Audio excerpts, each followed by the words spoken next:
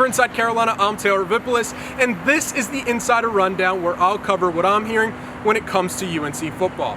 Coming off an open week, the North Carolina offense should receive a big boost from the return of its top two receivers in Josh Downs and Antoine Green.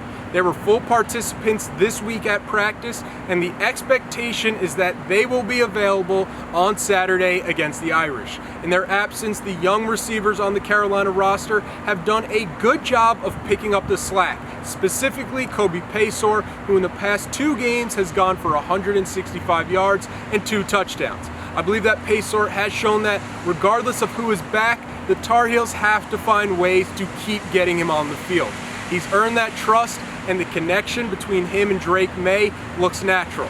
Even if Downs and Green are limited in terms of a snap count, their presence on the field combined with the emergence of new targets is a formidable challenge for a Notre Dame defense that ranks slightly better than the middle of the pack at 53rd and 59th in the nation respectively in scoring and total defense. This weekend could set up to see Phil Longo really cook with all the weapons at his disposal.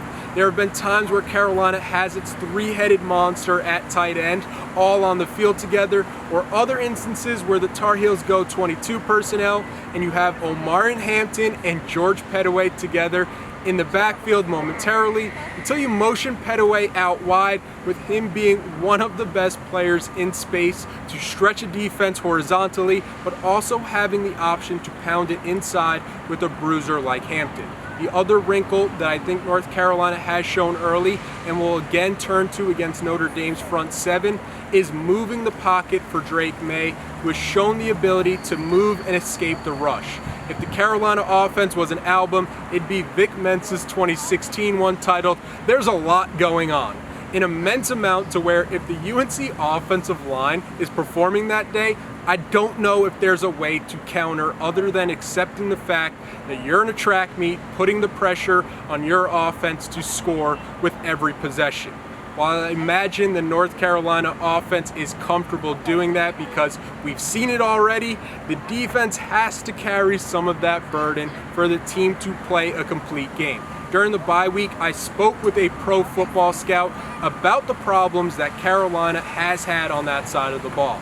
After watching the film, his 2 major takeaways were that the defense looks undisciplined and out of position.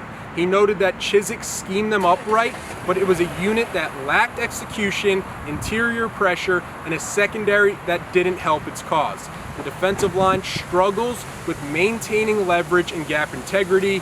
The corners can't stay in the hip of a receiver and play with questionable instincts, which causes them to get routed up.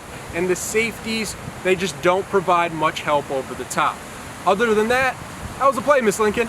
The linebackers have kept Carolina in it defensively with Cedric Gray and Power Echols and their ability to plug holes and run sideline to sideline. The good news for Carolina is that Notre Dame brings a dreadful offense to town that ranks 114th in the country with a backup quarterback.